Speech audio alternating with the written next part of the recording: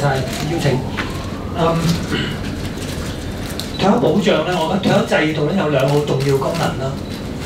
第一個功能就係確保所有長者都有一個係穩定嘅收入，有安全感，有尊嚴，可以安享晚年。第二個係幫基層嘅長者咧，係令到佢哋可以有足夠嘅基本嘅生活保障。咁一路以嚟，我哋見到咧就係全民退休保障咧，呢個制度咧係兩方面都可以做得到嘅，亦都係唔係其他嘅退休制度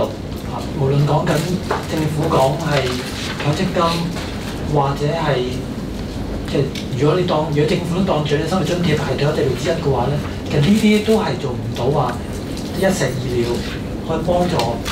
達到兩個咁重要嘅功能目標。咁所以咧，其實行全民退休保障係有好大嘅好處。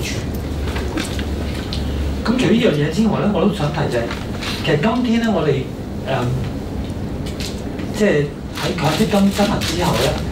其實政府或者大家就經常會話強積金係一個非常非常重要嘅退休嘅保障嘅支柱咁樣。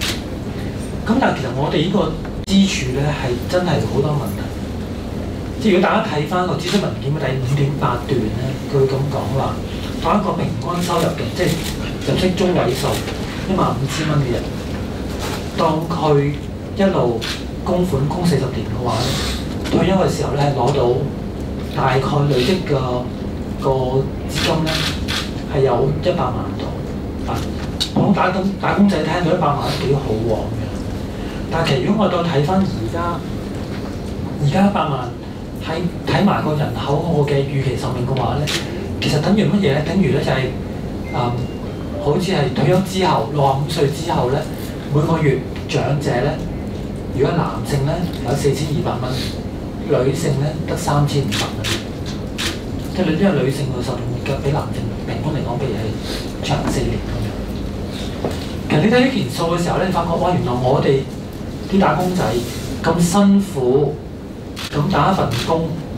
供40年強積金咧，原來得翻嚟咧退休之後，原來係講緊3,4千蚊嘅水平，3,500蚊或者4,200蚊咧，大概等於佢哋嗰個嘅所謂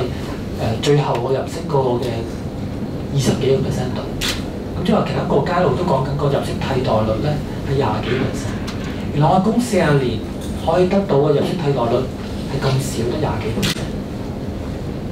已經係令到我哋打工仔每個月加埋僱主咧少咗10%、1/10嘅收入，原來對我哋保障都係咁有限。咁呢個當然就係其實我哋強積金制度嘅一啲嘅設計上面嘅問題啦，令到我哋嘅打工仔都得唔到足夠嘅保障。亦都因為都得唔到一個足夠保障嘅時候咧，我哋更加要諗下究竟我哋個制度上面有啲問題，我哋要諗下有咩辦法可以令到更加多人係獲得保障。而全民退休保障嘅計劃咧，其實喺呢方面咧係填咗一個非常之大嘅一個漏洞，係令到所有人咧都可以比較安心咁去過活。咁當然啦，你除咗做全民退休保障之後，我哋覺得其他嘢都需要去改革。強積金嗰個嘅對沖機制係要改革嘅。強積金而家收費咁高嘅問題係都係要改革嘅。呢一方面其實政府咧就係、到而家都係令人失望，因為咧佢哋唔係唔知問題，但係佢嘅反應係慢到拖到而家行15年，到而家都冇一啲好具體嘅建議措施就出嚟。對沖本來我哋以為今屆政府會做到，因為特首嘅政綱提咗出嚟，但到而家都仲係其他政府都係冇一個決心去做。我見到睇佢而家嘅反應都係似乎呢屆政府都係做唔到，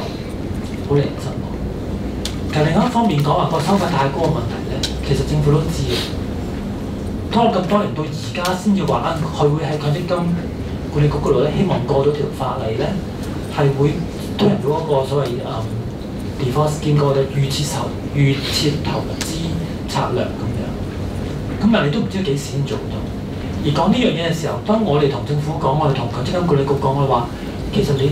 咁搞法係都唔掂，因為而家有15個嘅信託人，39個唔同嘅強積金嘅種類嘅話咧嘅項目嘅話咧，其實你將所有嘅錢分到咁散，就算去提供到一個所謂嘅預設投資嘅策略咧，佢都唔會點樣真係可以減到好平。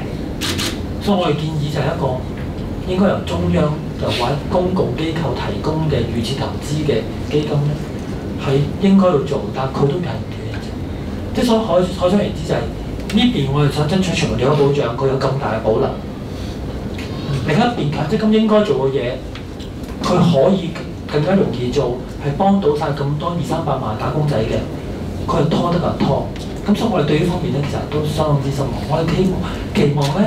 其實嚟緊嘅時間咧，就唔係只係爭取全民退休保障，喺其他相關之處咧，我哋都一齊去爭取，希望大家一齊努力。好。